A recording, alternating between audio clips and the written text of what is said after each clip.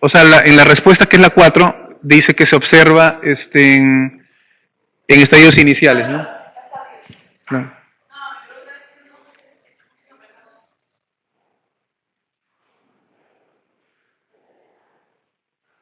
Ah, perdón, sí, claro. Claro.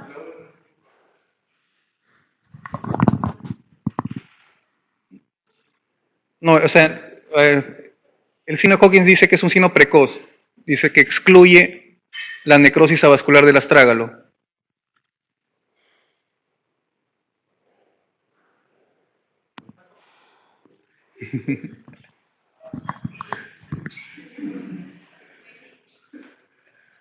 Ah, tienen razón, la respuesta es incorrecta, pues, dice la...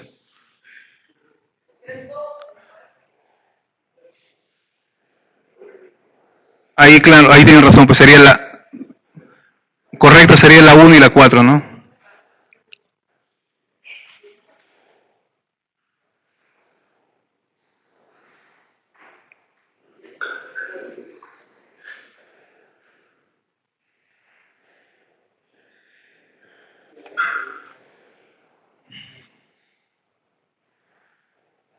A ver, en esta pregunta dice, mujer de 50 años acude a su traumatólogo con un cuadro de dolor intenso, dice edema, rigidez y, bueno, que sería cianosis, ¿no? De la mano, tras un periodo de inmovilización de 6 semanas. En el estudio radiológico dice se aprecian zonas parchadas de osteopenia.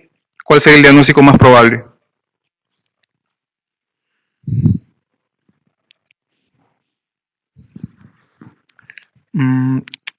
¿Ahí cuál creen que es la respuesta? Necrosis avascular de escafoides.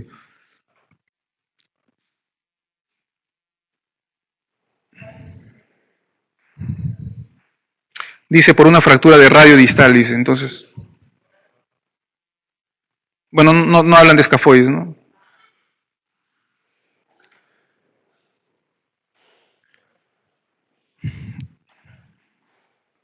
¿Cuál creen que sería ahí la respuesta?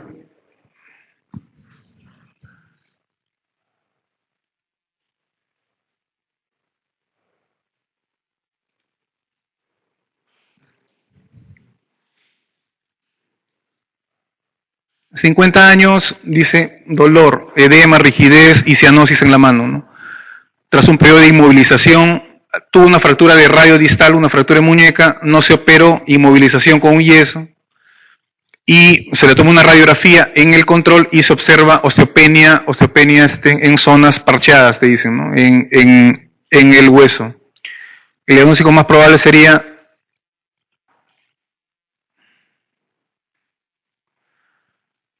síndrome doloroso regional complejo. ¿Qué es este síndrome? Esa es sería la foto de la paciente. Osteoporosis perimenopáusica alejada por que la paciente no presentó esto sin tener trauma óseo, ¿no? Te hablan después de una fractura. Escafoides no tiene relación con la fractura de radio distal. Consolidación en mala posición, ¿no? Si es una consolidación en mala posición, no tiene por qué tener esta clínica que es edema, cianosis, rigidez y linfangitis posinmovilización, el paciente no presenta coloración de la piel como linfangitis. En el síndrome de dolor regional complejo, lo que se habla es que el paciente básicamente desarrolla, es un cuadro raro, se ve en pacientes que tras una inmovilización prolongada hacen alteraciones tróficas, tanto de la circulación como de la parte de la inervación. El paciente hacen trastornos vasculares, hacen cianosis, hacen atrofia, y ese cuadro generalmente también es un diagnóstico por descarte, se conoce como distrofia simpático-refleja.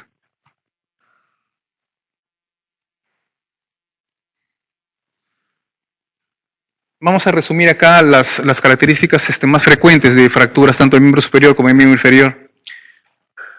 Acá dice esta pregunta, ¿no? Con respecto a los traumatismos de la cintura escapular, indique cuál es la respuesta correcta.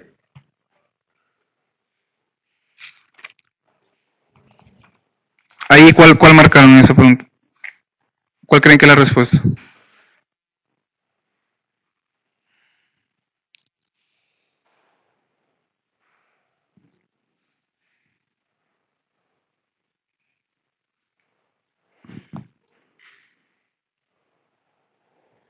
La B, las fracturas de clavícula suelen afectar en el 80% de los casos al tercio distal. Ya, otra respuesta.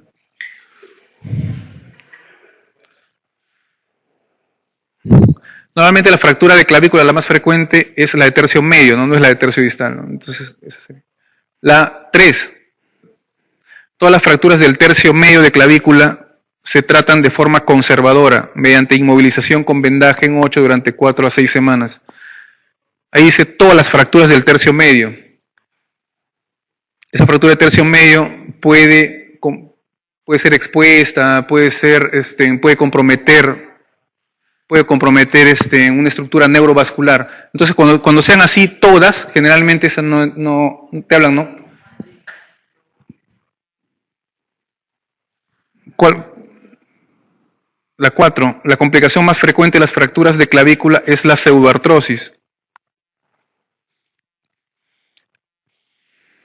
Las fracturas de clavícula van bien con manejo conservador, por lo tanto no es frecuente ver pseudoartrosis en fracturas de clavícula.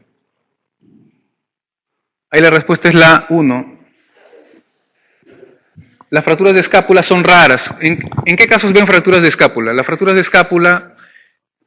escápula se ven en mecanismos de alta energía, accidentes de tránsito. Las fracturas que se ven por mecanismos de alta energía son fracturas de escápula, fracturas de primera costilla y fracturas de esternón. Son las 3 fracturas que se ven, que son generalmente las menos frecuentes. Responden bien al manejo ortopédico y, como dice ahí, ¿no? Generalmente se asocian, como es un mecanismo de alta energía, a lesiones asociadas. Fracturas costales, neumohemotórax, ¿no? O contusión pulmonar o lesiones del plexo braquial.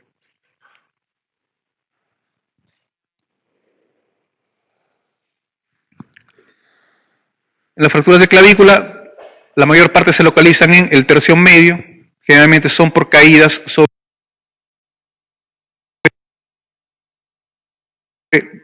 pero no en todas las fracturas, ¿no?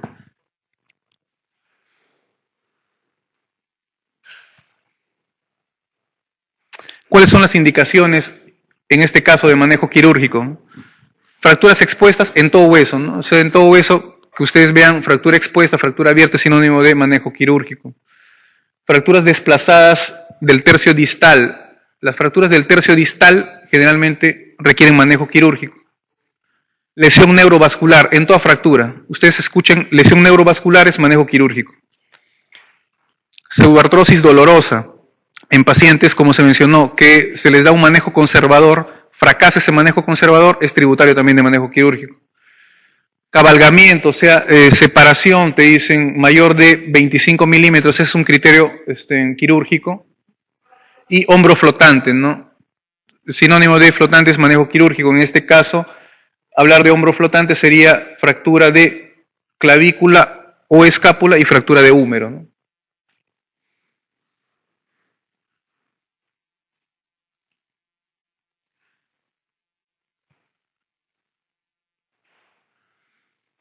Algo sobre fractura de escápula. La escápula es un hueso triangular, generalmente está cubierto por mucha masa muscular, ¿no? Que son el supraespinoso, el infraespinoso, los redondos, generalmente lo cubren y se necesita mucha energía para llegar a la escápula. Es poco frecuente, 0.5 a 1%, ¿no?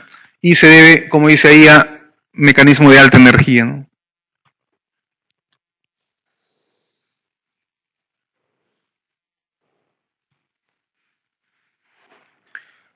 Lesiones asociadas, como ven ahí, en la fractura de escápula, como ya mencionamos, fracturas costales, hemoneumotórax o lesión del plexo, ¿no? En ese caso el plexo braquial. Tratamiento quirúrgico en este tipo de fracturas es, si la fractura de escápula se asocia a fracturas del acromion o de la espina que sean desplazadas, ¿no? Asociadas a fracturas de la apófisis coracoides con luxación de esa articulación, y fracturas que comprometan el reborde o la cavidad glenoidea con un porcentaje mayor del 25%, ¿no? Esas requieren manejo quirúrgico. A ver, en esa pregunta, una de las siguientes asociaciones es incorrecta, dice, en el tratamiento de las fracturas de húmero proximal.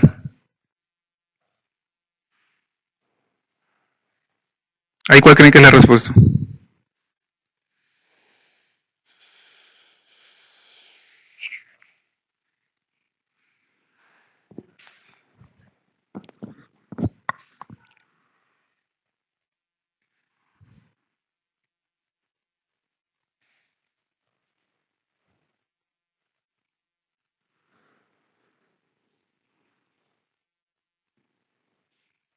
¿Cuál?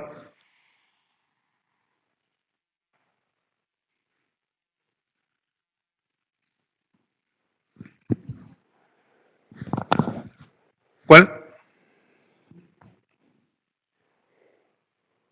La 2.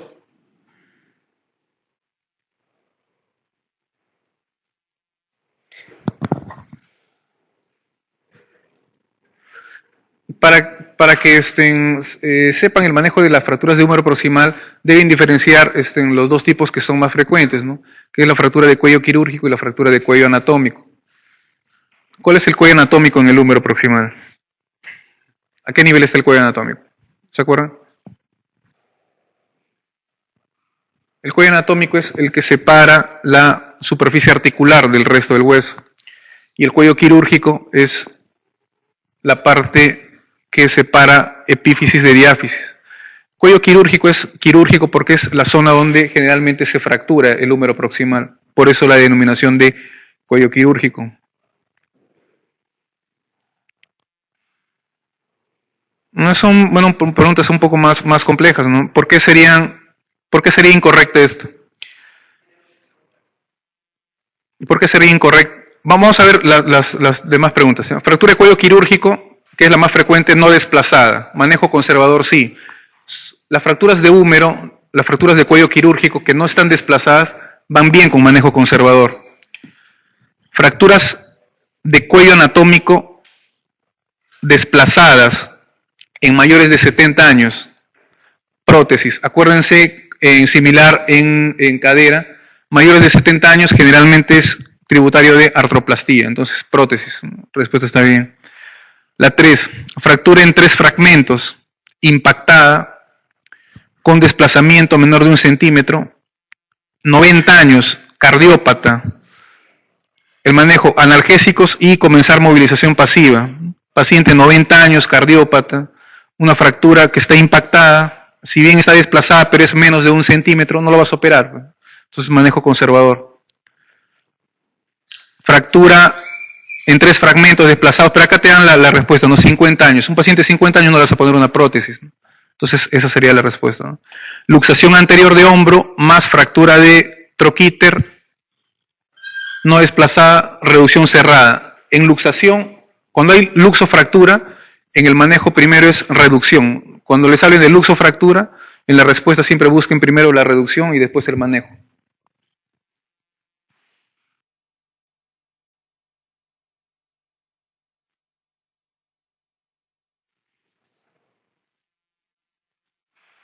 Cuando le hablan de segmentos en el húmero proximal, se refiere a la cabeza, a la superficie articular, la cabeza humeral.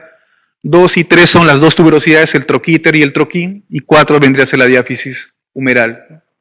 Son los 4 fragmentos en los que se refiere a las fracturas de húmero proximal. Y la fractura de cuello quirúrgico, como lo mencionan ahí, es la fractura más frecuente, ¿no? Cuando no está desplazada, va bien con manejo conservador.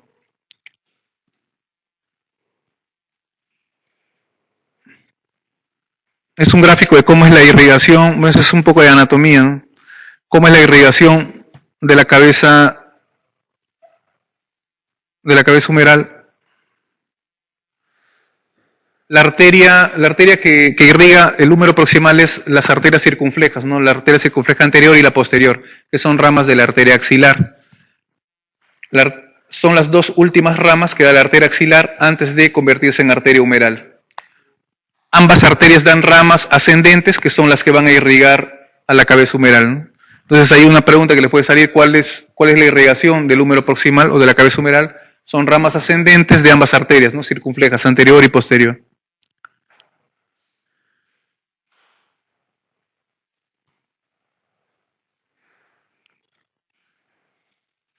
Esto es similar a la otra diapositiva, ¿no? Son más las 4 zonas del húmero proximal, ¿no?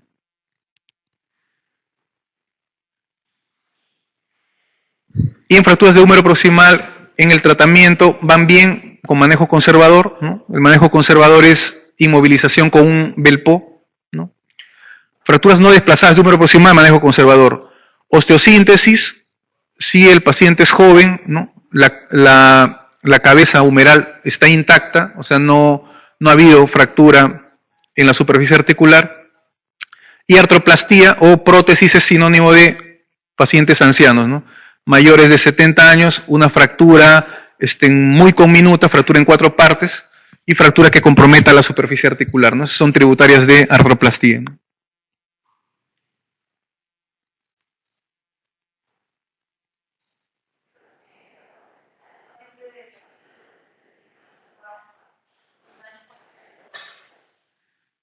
Paciente sería osteosíntesis, no artroplastía.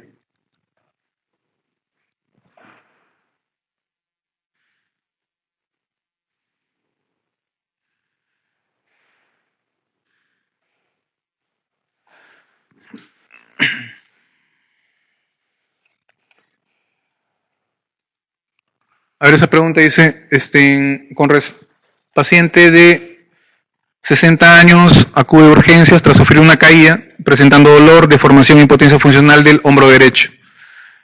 En la radiografía se aprecia una fractura desplazada de cuello quirúrgico. 60 años, ¿no? Caída, dolor, impotencia funcional en el hombro. En la radiografía, fractura desplazada del cuello quirúrgico. ¿Cuál sería la correcta?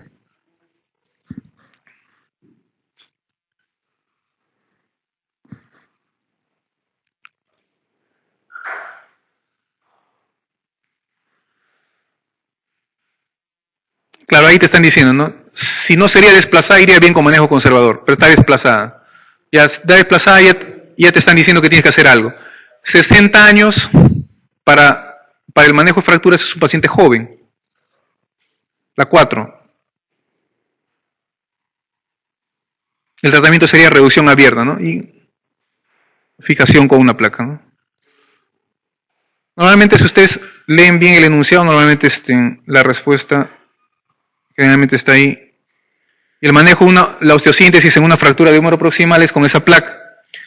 Esa placa se conoce como placa, tiene un nombre propio, ¿no? Placa Filos.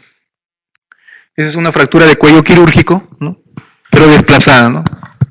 Una fractura de cuello quirúrgico, como mencionaron en la pregunta, ¿no? Si está desplazada, y es manejo quirúrgico.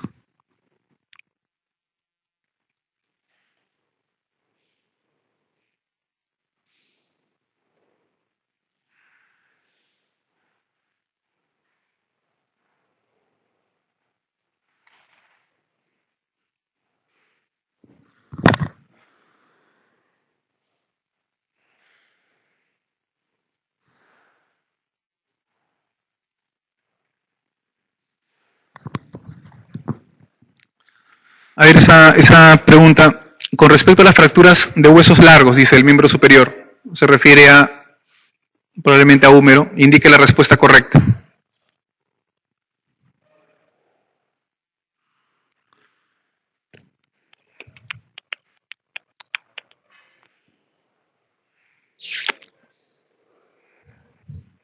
Ahí, ¿cuál creen que es la respuesta?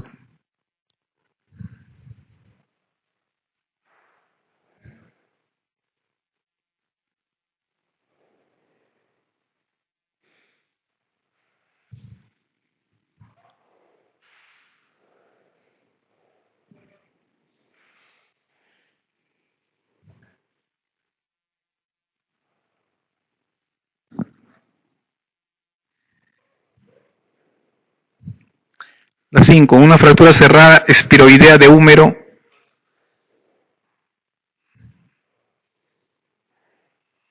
La 2, la fractura del tercio proximal de cúbito.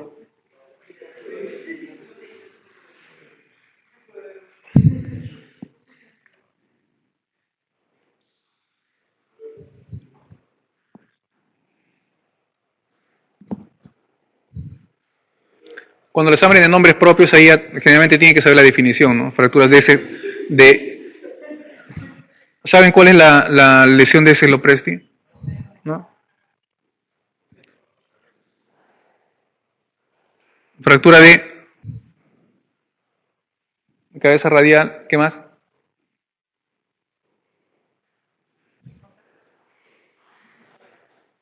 Ese Lopresti, generalmente cuando escuchan ese Lopresti es sinónimo de ruptura de la membrana interósea. Ese Lopresti se ve en antebrazo.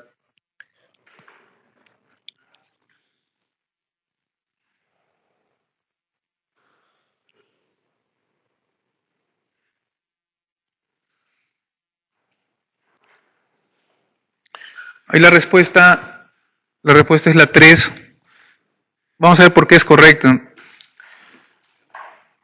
Ahí vamos a ver una por una. ¿Ya? La primera dice, la lesión neurológica típicamente asociada a fractura de diáfisis humeral es la del nervio radial y debe explorarse quirúrgicamente en la mayoría de los casos.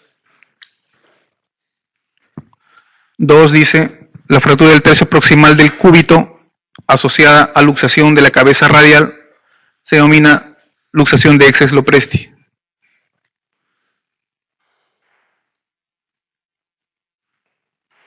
4. La fractura de Holstein-Lewis es una fractura del cóndilo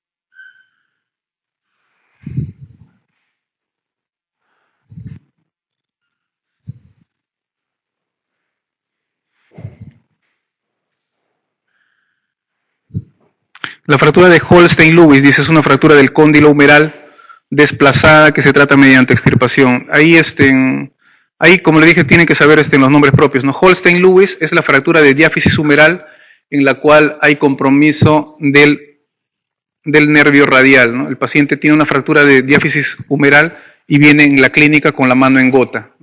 Esa es la fractura de Holstein-Lewis. La 5 dice una fractura cerrada espiroidea de húmero, cerrada espiroidea, es indicación de tratamiento quirúrgico mediante enclavado endomedular, ¿no? Si una fractura espiroidea de húmero, esas fracturas van bien con manejo conservador, ¿no? Generalmente se puede colocar un Belpo, tampoco sería la respuesta. La respuesta correcta es, en las fracturas luxaciones del antebrazo, no suele ser preciso abordar quirúrgicamente la luxación, ya que se reduce al tratar la fractura.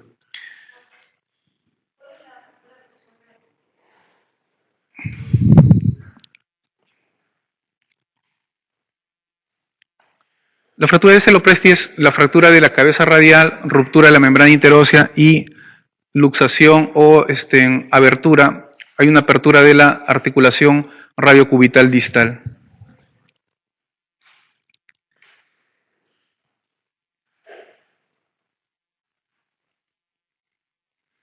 Para resumir el manejo quirúrgico, ¿cuáles son las indicaciones absolutas y relativas en las fracturas diaficiarias de húmero?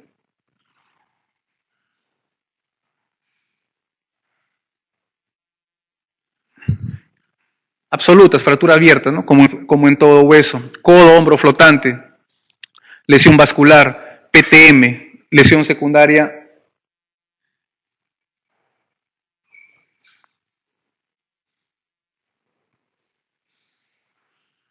que compromete una estructura neurovascular, ¿no? En este caso el nervio radial, ¿no? Indicaciones relativas, fracturas segmentarias.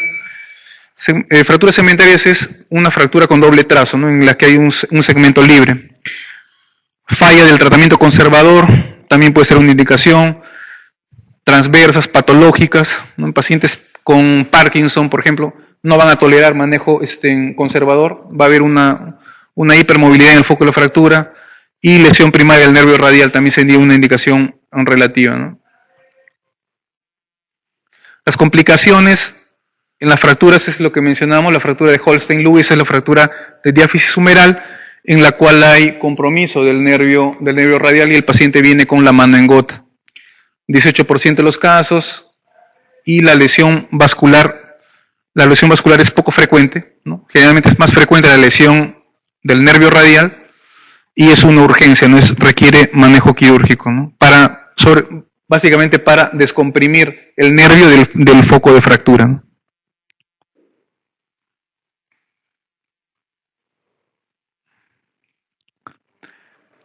Cuando les mencionaron ahí Holstein Lewis, les querían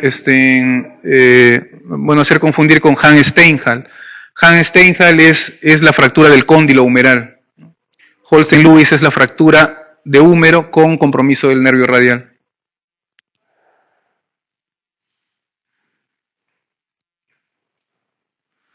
Las fracturas de cóndilo humeral, bueno, eso es un poco más rebuscado, ¿no? Son dos tipos, ¿no? Hans Steinhall y Kocher-Lorenz. La diferencia es que en la fractura de Hans Steinhall hay un fragmento óseo, y en esta zona, en la fractura de Kocher-Lorenz, solo hay un compromiso del cartílago articular, ¿no? Hay una escasa fractura, hay una escasa presencia de tejido óseo, ¿no? Esa es la diferencia. Es una diferencia anatómica.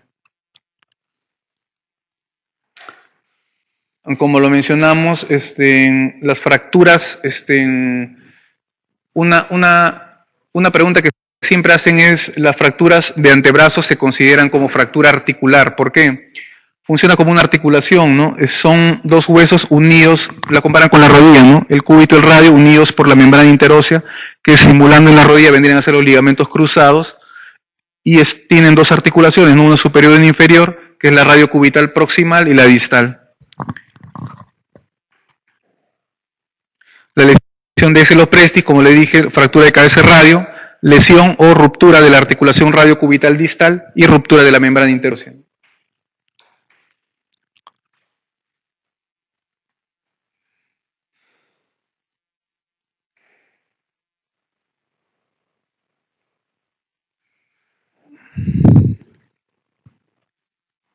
Ahí para pasar a antebrazo, vamos a ver 15 minutos pues, para que coman y de ahí seguimos.